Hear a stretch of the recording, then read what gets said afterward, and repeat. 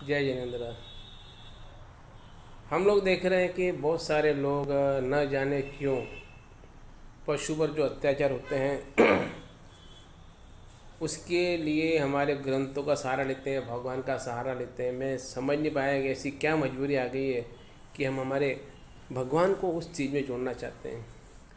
ये कोई भी सूचना वाली बात है, कोई भी सोच सकता है, एक साधारण सा छोटा बच्चा सोच सकता है कि कोई भगवान किसी पशु के शोषण को स्वीकार क्यों करेंगे।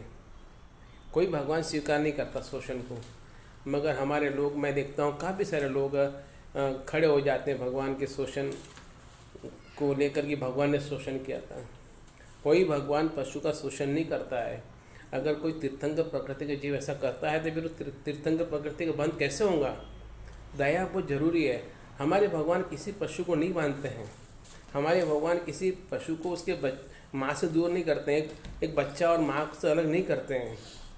हमारे भगवान बहुत दयालु है। हमारे भगवान को बहुत विवेक है। हमारे भगवान जो वैज्ञानिक धर्म को उन्होंने जो बनाई है, हमारा जैन धर्म वैज्ञानिक धर्म जिसे कहते हैं, कि वैज्ञानिक जैन धर्म है तो सीधा सीधा गणित है भाई। जो कुदरत ने कहा वही हमें खाना चाहिए, कुदरत के हिसाब से हम जीना चाहिए। हम प्रकृति के विरुद्ध जाते हैं, प्रकृति के विरुद्ध आहार लेते हैं। पशुओं से प्राप्त पदार्थ हमें नहीं लेना चाहिए, ये हमारे भगवान कहते हैं। पशु को नहीं बांधना चाहिए, ये हमारे भगवान कहते हैं। मगर लोग है कि नहीं, भगवान ने ऐसा किया था, वैसा किया था, क्यों करेंगे भगवान ऐसा? कोई नहीं है। और किताबों के सामने किताबों में लिखा है, भाई किताबों में लिखा होगा तो आप समझने में गलती कर चुके हैं, हम समझने में गलती कर चुके हैं, हमें उसका सही ढंग से अर्थ निकालते नहीं आया है। भगवान ने, हम जैसे एक साधारण मनुष्य समझते हैं कि पशु को सताना गलत बात है, तो कि हमारे भगवान नहीं समझते होंगे? हम कैसी कैसी बातें करते हैं।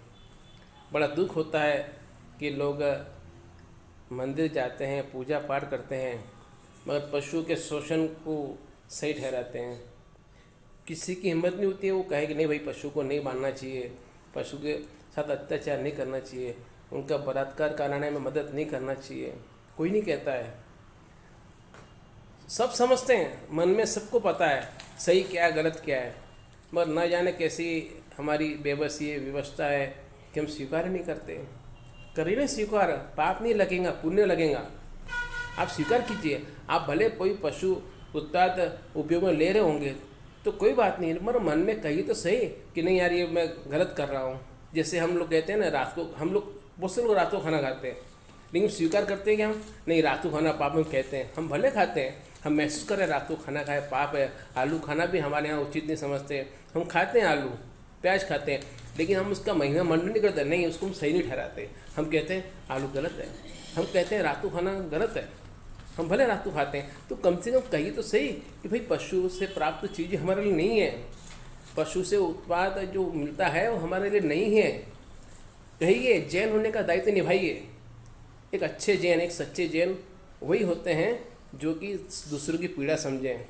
अच्छा ये सोचिए, कभी जैसे हम पशु पर अत्याचार करते हैं, कोई दूसरी प्रजाति आ जाए हमसे बड़ी शक्तिशाली और वो हम पे अत्याचार करे तो हमें सहन होगा वो?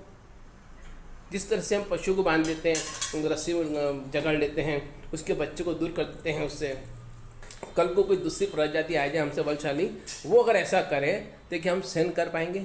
हम सहन करेंगे? हमारे किसी बच्चे को कोई हमसे अलग कर दे, हम